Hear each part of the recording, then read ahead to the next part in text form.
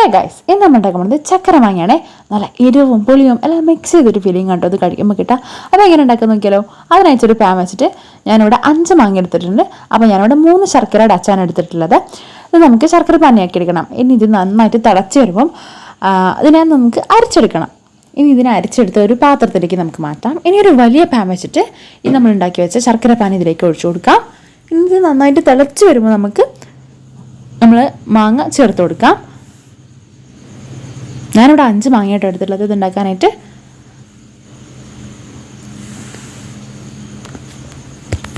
ഇത് ഭയങ്കര ഈസി ആയിട്ട് ഉണ്ടാക്കാൻ പറ്റുന്ന ഒരു റെസിപ്പിയാണ്. എല്ലാവരും ട്രൈ ചെയ്ത് നോക്കണേ.